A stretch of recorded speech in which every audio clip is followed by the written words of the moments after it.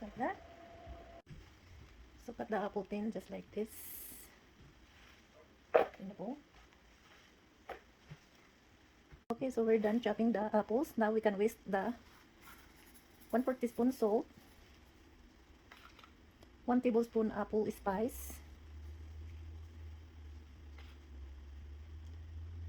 1/3 white sugar, 1/3 brown sugar. So just whisk everything here. Once the juice release, we can cook it until it's soft.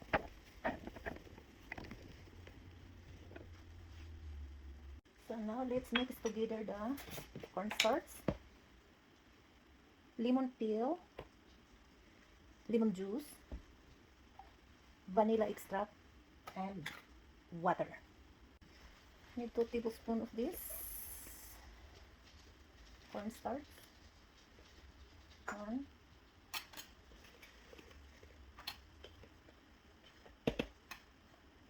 2, 2 tablespoons cold water. 1, 2. 1 tablespoon of lemon peel or juice. I don't have fresh, so I use dry.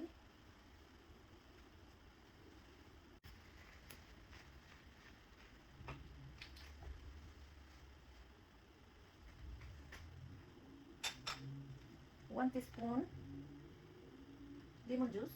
This is half a teaspoon, so I'm gonna make 2. Place it will get another measuring half a teaspoon vanilla.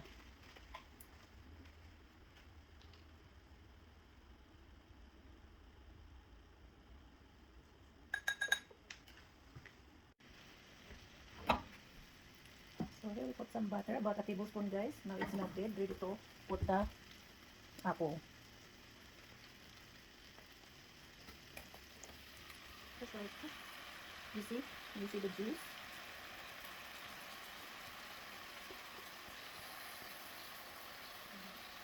The apple creates juice of its own.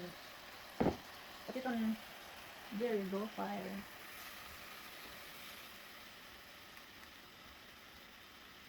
I'm just gonna cover it, guys, for 5 minutes.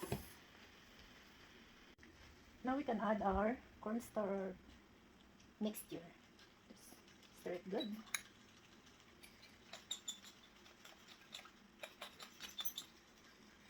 Just like that.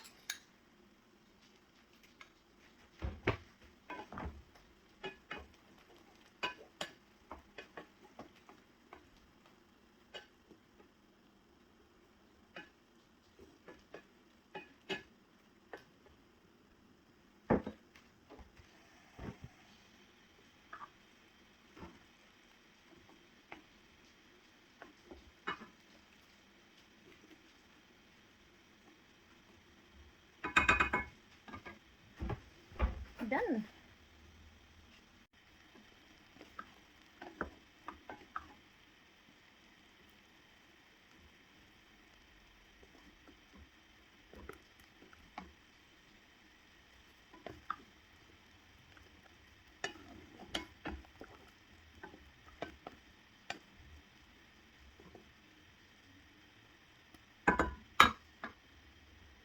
Now let's roll the crust.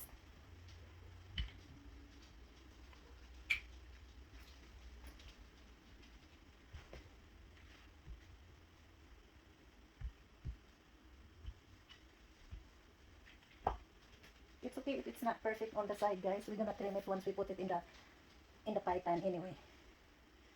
Just keep rolling it until you have big enough for the pie plate.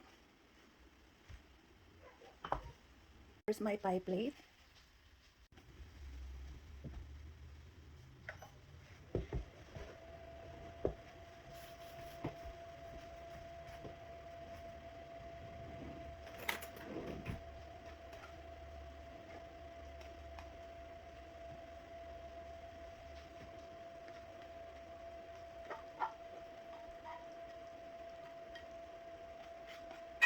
There you go.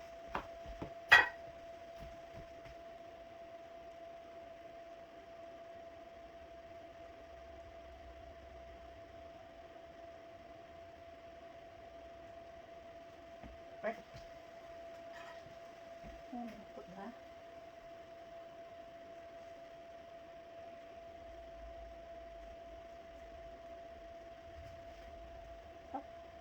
So we're just gonna have to tuck it in well.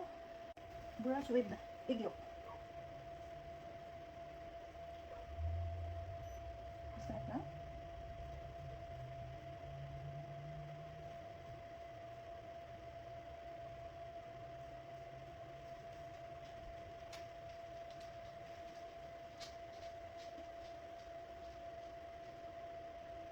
I'm gonna use all the egg yolk.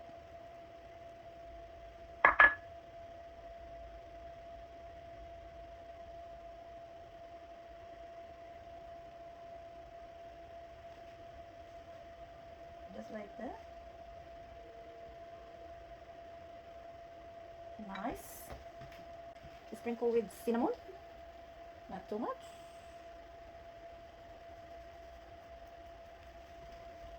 Brown sugar.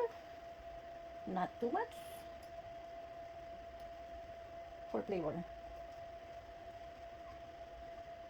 Sometimes we like the crust bitter than the filling in our pie. There you go. Oven is ready.